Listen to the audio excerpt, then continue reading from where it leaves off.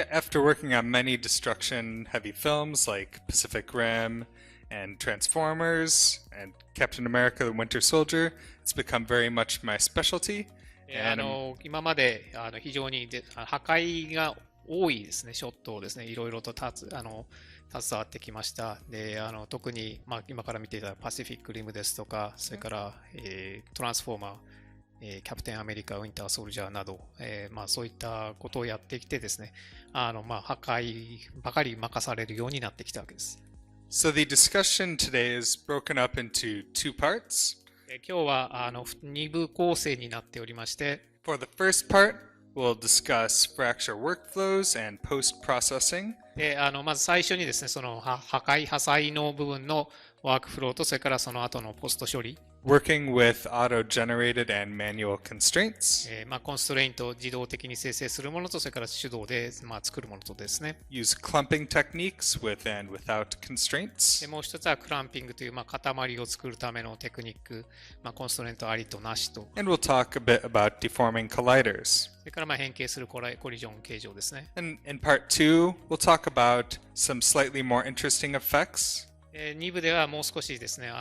変わったことをいくつか紹介していきたいと思います。We'll use bullet ignore for some secondary simulations.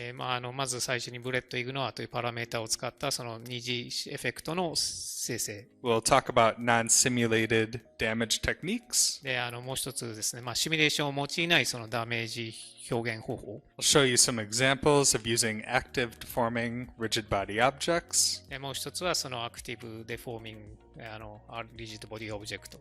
And we'll discuss shot examples from Pacific Rim, Life, and my destruction course on CGMA. で、それから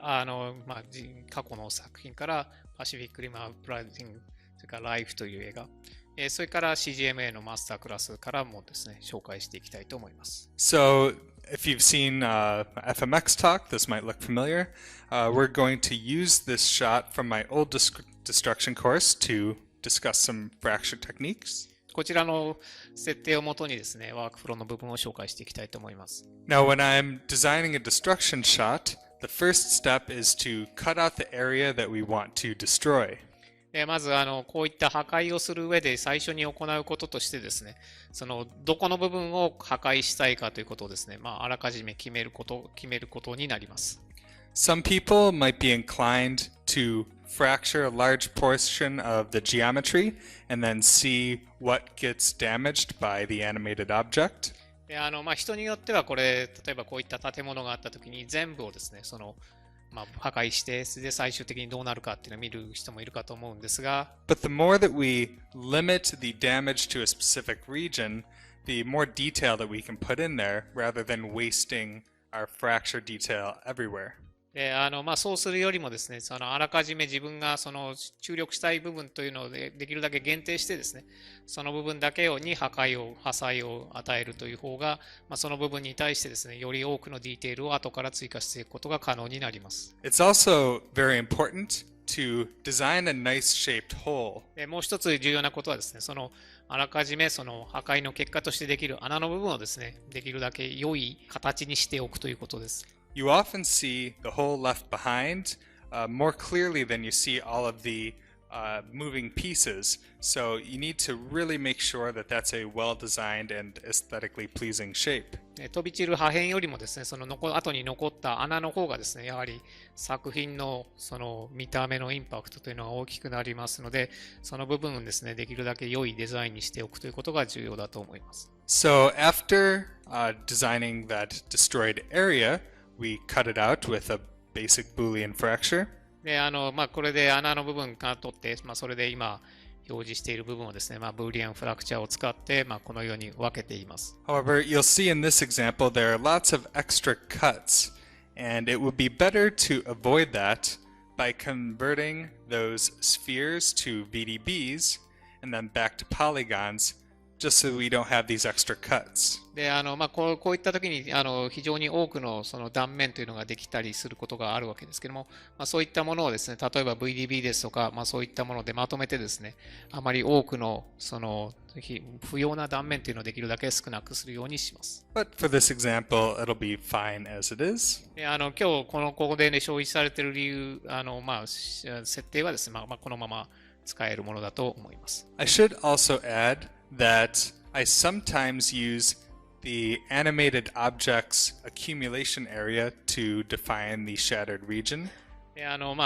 時と場合によってはですね、アニメーションしているものからですね、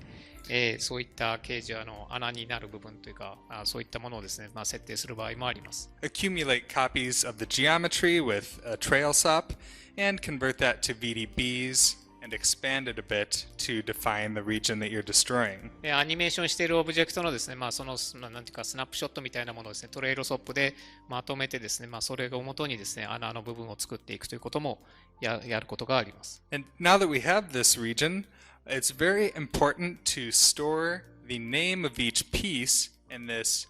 original name attribute. で、こうやって作った形状のですね、元の今の現在の形の名前というのをですね、登録しておくということが非常に重要に、後からですね、重要になってきます。The original name attribute can be useful for various things throughout the shot, but the most important part is that we're able to create constraints between those different pieces. でこの名前をもとにですね、破砕の時にも使うわけですけれども、それよりも重要なのは、この各色別になっているところの間でコンストレイントを作っていくときにですね、この元の名前というのが重要になってきます。I fracture each of these pieces individually, and the fracture process will create constraints for us, but we won't have constraints between pieces that are fractured separately. で、これ今色付けしている部分ごとにですね、フラクチャーを行っていくわけですね。そうすると、この各色の部分の中では、コンストレイントが自動的に作られるわけですけども、今度色別になっている2つのグループの間ではですね、コンストレイントがそのままではできないわけですね。で、そういったことをですね、後からつけるために、今言ったこの、例えばネームオリジという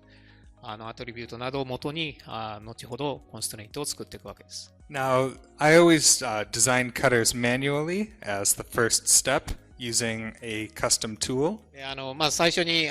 非常に粗いカットをですね、行っていくわけですけども、ここは自分で作ったツールで行っています。I start by randomly generating some flat grids and applying some low frequency noise to create some interesting shapes. でまずグリッドですね、平面をいくつか用意して、それにですね、非常に粗いノイズを加えてですね、それがカット面となります。As a helpful starting point, it can be helpful to link the noise amplitude to the noise size. でこの際にですね、ノイズのですね、レンクスとそれからグリッドのサイズをですね、合わせると非常に良い、好ましい結果になります。It just makes it more convenient to dial in good settings quickly, and then of course you can unlink them to tweak it. でこれするとですね、最初に設定していくときにですね、非常に手間が省けるということでそれから後ほどもし変えたくなったらですね、その部分をアンリンクすれば良いということになります。And then after we have our interesting rough shapes defined, we can add some more noise for some additional detail. でさらにですね、細かいひびだとかそういったものを入れたくなったらですね、もう一つノイズを加えて、より細かいですね、ひびですとかそういったものを追加していきます。And sometimes I'll add an extra fine detail of noise in a separate process after my tool, as you can see in the screenshot. でさらにですね、もう細かいノイズなり他のディテールを加えたければですね、さらに細かいものを追加したりすることもあります。Now, one feature that I've added to my cutter generator is a second input for manually placed geometry.